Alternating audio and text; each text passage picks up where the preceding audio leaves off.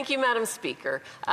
So we're here tonight to talk about the EV mandate that the Liberal government has put forward.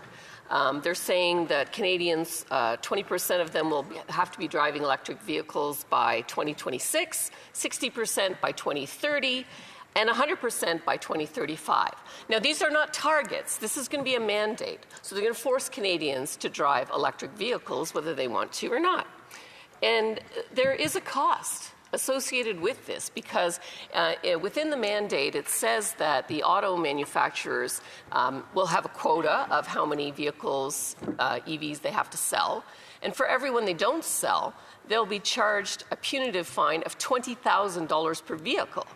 Well, you can be sure that they're not going to absorb that cost themselves. They will pass that cost on to the consumers, and so that will drive the price of the electric vehicles that people are being forced to buy up. So I'm opposed to this EV mandate on a whole number of grounds, and I'm going to outline them right here. The first thing that I would say is this mandate is not freedom of choice. And I really believe that there has been a huge war on our freedoms underneath this Liberal government over the last 10 years.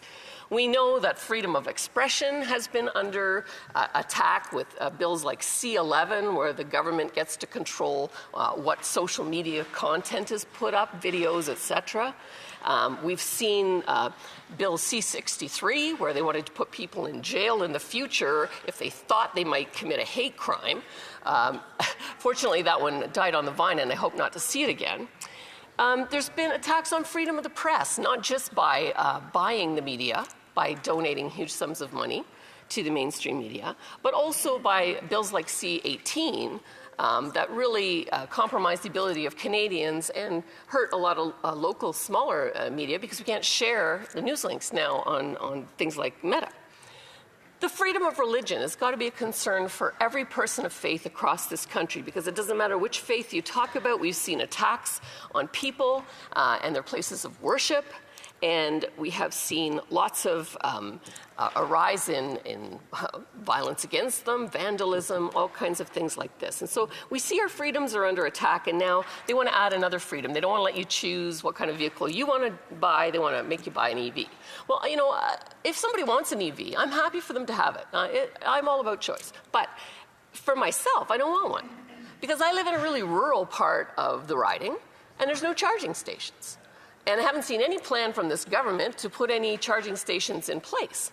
And so, you know, I can just see myself, trundling around the riding and running out of juice with no options. So then I have to get towed, and the next day I have to get towed, and, the next day, because there's no infrastructure there. So what I would also say is they don't work very well in the cold. So it gets to be, minus 40. You're going to lose 40% of the efficiency. And we've all seen online the experiences people have had that got electric vehicles and then got trapped in snowstorms and various things and got very concerned about the fact that, they were trapped and they didn't have enough power to keep the car warm. So, that's another risk there. And then also the current technology for lithium batteries is not great in terms of catching fire. So 3% of vehicles, according to the US, do catch fire. And we have seen this horrific accident that happened in Toronto recently where the battery caught fire in an electric vehicle. And it actually shorted out the electricity in the car so people couldn't open the doors. And sadly, 4 people burned to death. So I think the technology is developing, and the solid-state batteries that are being proposed do not catch fire. So I think that there is better technology coming. But at this time, with the existing technology, I do have concerns, and I'm sure other Canadians do as well. So when it comes to freedom, I just see this as another step where the government's trying to remove freedom. So what is next after this? Are they going to try to control what you can eat and what you can't eat? What kind of a house you can buy? I mean, where does the control of the government stop? So I have a problem with that. And then also, what are we trying to achieve with the mandate? We talk about how, we're trying to address climate change. But the reality is that this mandate will reduce the carbon footprint of Canada, which is now 1.6% of the world's footprint. It will reduce it by 0.08%. Compare that to China and India, which are about 60% of the world's footprint. It's an insignificant change. It's not going to impact climate change in a real way.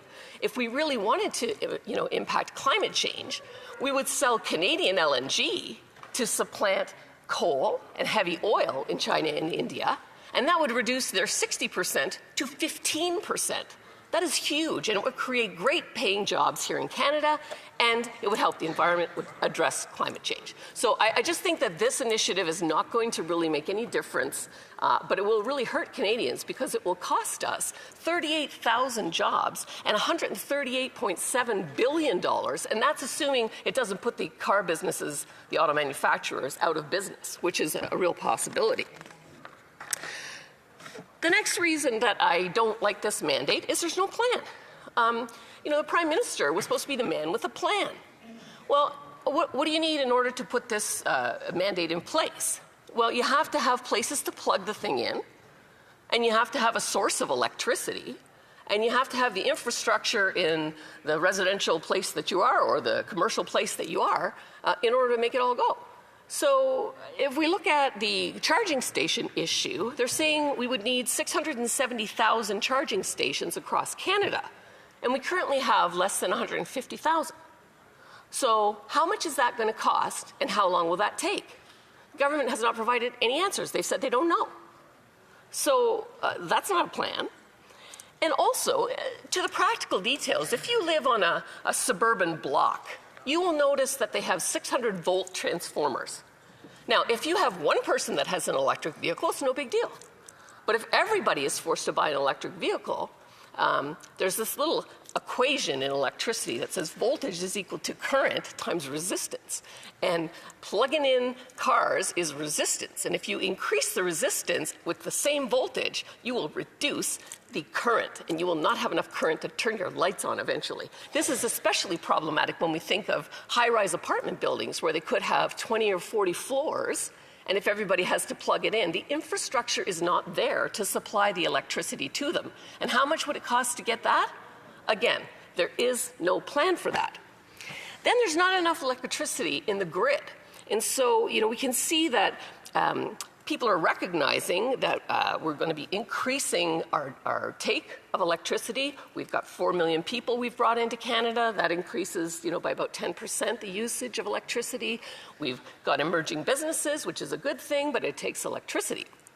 So they've noticed that there is a pinch point, and we are going to see brownouts before we can build the capacity and electricity that we need.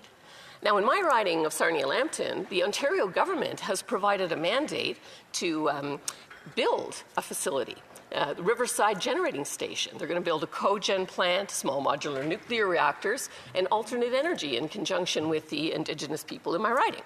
So I think that's fantastic, and that will take a certain number of years to get it in place. But the federal government has no plan for how the rest of the country is going to get electricity and get it into the grid with the infrastructure. So again, I just think that there's not been a lot of thought to that. And how much is all of this going to cost? If I think about the government that won't even come with a budget, I'd like to be helpful with them. So here we go. This is from the government's own webpage and finances. They get about $459 billion in revenue every year, and you have to pay $75 billion on the debt, and you have to pay $55 billion for health transfers, and $25 billion for social transfers, $20 billion for equalization payments, $5 billion for territorial transfers, and the cost of running the government is $259 billion. So that gives you $20 billion before you start doing any other projects. But the government they announced $77 billion during the election. And then after the election, with the estimates, they've announced $486 billion. So now we're talking about, possibly $543 billion in deficit before you even talk about building more charging stations, building the electrical infrastructure, building the infrastructure in apartment buildings and neighborhoods to take it on. And this would bankrupt Canadians, absolutely bankrupt them, and drive the affordability crisis even further into the ground. So I think that we need to check what we're doing here. There's also no solution to the roads. EVs are heavier than regular cars. They do more damage to the roads. Today, the system is that people pay a gas tax. And that gas tax gets put back to the municipalities to build roads. And in rural communities, it's very difficult with the number of people that you have and the amount of gas tax you get back to maintain the roads. Now the roads are going to be in even worse condition. How will we address that? Well, I'm sure there's another tax coming, because if it's not spending with the Liberals, it's taxing. That's why they call them tax and spend Liberals. So those are concerns. The other concern that I would highlight is my concern about the whole cradle-to-grave of the lithium batteries. The amount of energy that it takes to mine them and to process them and turn them into batteries is actually net destructive to the planet. Then, at the end of life, there is currently no idea of how we're going to dispose of these things. So you may be creating another contamination issue that, again, will cost money to fix, and that's not part of the plan because there is no plan. These are all concerns that I have when it comes to why I don't think these EV mandates need to happen. I think a much better way to go would be to introduce, targets. The automotive industry has said that they will work towards that. The technology, as I said, is developing. And I think people are willing to do something. But you're not going to fix the fact that Canada is cold. So the solid-state batteries do run better at cold temperatures. So we'll see. It's not commercially proven out yet, so we don't know. But if people have a desire to do it, my question again is, why are you trying to do it? Are we really going to get that kind of reduction in our footprint? No, we're really not. We really should be building LNG facilities and shipping it to China and India. That is the bigger success for Canadians. And it would also help pay down the huge $2 trillion deficit that we have racked up and that we're going to keep racking up as far as I can see.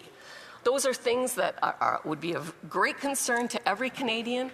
And I'm sure that when it comes to the mandates, we're going to continue to see them. I mean, we know that the previous Minister of the Environment, the radical environmentalist that's like a convicted felon, now he's the Minister of Canadian Identity and Culture. Well, I can tell you that that is not certainly my definition of Canadian identity and culture, but he has said so many ridiculous things, starting with he's not going to build any more roads. You remember that? And now this EV mandate, which, it's an ideological thing, but it's not practically something that we're able to afford to do. And so I really think that there needs to be some reflection on the Liberal benches to say, look, we don't have a plan.